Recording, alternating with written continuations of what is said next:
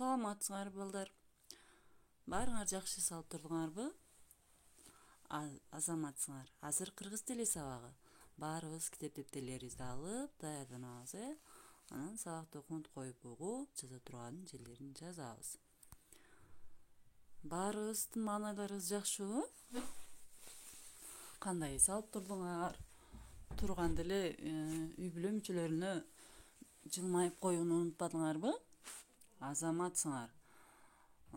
Дайыма жылмайып жүрүүнү унутпагыла, балдар. Силер жылмайсыңар, силерге аалам жылмаят. Бүгүнкү биздин темабыз, балдар, муун жана ташмал темасына карата көнүгүүлөрдү иштөө. Сабактын максаты менен таанышып алабыз. Туура муунга ажыратууга машыгасыңар. Ташмалдоонун ыкмаларын билесиңер. Муун жана ташмал боюнча алган билимиңер тереңдеп, ой жүгүртүүңөр, кабыл алууңар өнүгөт. Китепти сүйүүгө, жакшы окууга, үй бүлө мүчөлөрү менен ынтымакта болууга тарбияланасыңар. Кечээ биз, балдар, кандай тема өттүк эле? Муун жана ташмал деген теманы өткөнбүз, Келгиле ошол темага карата суроолорго жооп берип өтөбүз. Муун деген эмне, балдар? Муун деген бул сөздүн бир ыргак менен айтылган бөлүгү. Сөздү муунга кантип ажыратабыз? Сөздү муунга сөздөгү үндүү тыгыштарга карата ажыратабыз, Сөздө канча үндүү тыгыш болсо, ошончо муун болот деп айтканбыз. Муундун кандай түрлөрү бар? Муундун кандай түрлөрү бар эле, балдар? Ачык муун, жабык муун жана туюк муун деген 3 түрү бар. Ташмалдоону эмнеге карата жүргүзөбүз? Ташмалдоону муунга карата жүргүзөбүз, Бир муунду сөздөр ташмалданабы? Жок, ташмалданбайт, Экинчи көнүгүүнү, балдар, бүгүнкү числону жазып, көнүгүштө деп, анан экинчи көнүгүүнү жазасыңар. Чыңгыз Айтматов, залкар жазуучу.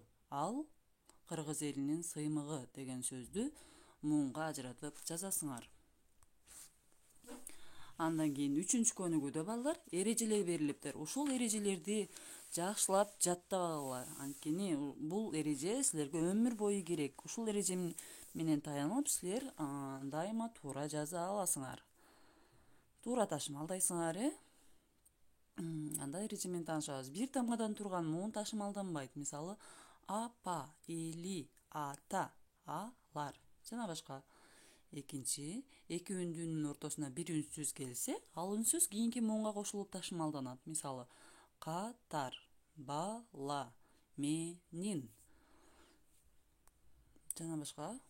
Кийинки эки үндүүнүн ортосуна эки үнсүз келсе, экөө эки муунга ажырап ташмалданат. Мисалы, балдар.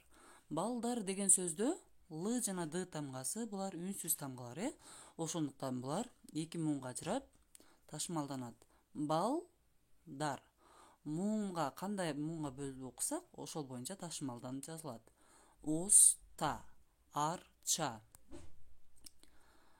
Биз билебиз, балдар, биздин өлкөбүз арча тоолуу, арчага бай.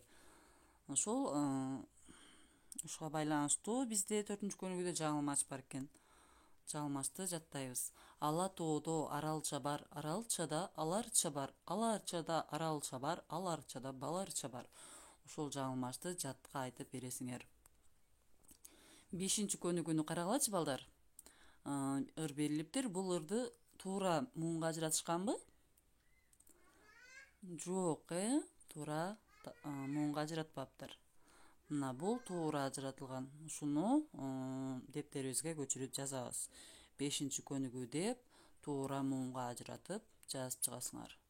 Уулу, бул менин жергемдин, уулундай болуп элдердин, күн болуп чыңгыз күлүңдөп, көз майын алат көргөндүн. Ошол ырды туура муунга ажыратып жазабыз, Балдар, биз үй бүлө мүчөлөрүбүз менен биргеликте жомокторду, китептерди окуп, табышмактарды бири-бирибиз менен айтышып, азыр айттык го, жаңылмачтарды айтышып, үй бүлөбүз менен болгон мамилебизди андан арыда бекемдеп, бири-бирибизге болгон сый урматыбызды көрсөтсөк болот. мындай дайыма маанайшат отурууга, оюндарды ойноого шарт түзүлөт экен. Ушул китептерди дайыма үй бүлөңөр менен биргеликте окугула, тапшырмаларды ата-энеңердин жардамы менен аткаргыла, түшүнбөгөн жерлериңерди дагы мени кайрылып сурасаңар болот. Мына азыр табышмакты өтөбүз. Табышмакты дагы силер инелериңерге айтып берсеңер болот экен, жомокторду окуп берсеңер болот экен. Келгиле анда бул табышмактарды жандырабыз. Табышмактардын жообу ушул эле баракчада турат. Кана тапканга аракет кылабыз, Кат-кат тону бар, ичи толо кени бар. Бул эмне экен, балдар? Таптыңарбы? Тапкан болсоңор азаматсыңар. Бул китеп. Такыр кат билбейм, аны мойнума алам. Кыла жүргөн кесибим, кылымдар бою жазам. Булчу, бул эмне экен, балдар? Таап койдуңарбы бат эле? Азаматсыңар, мунун жообу калемсап экен, Азаматтар, кийинкиси короо ак кой кара дейт. Булчу?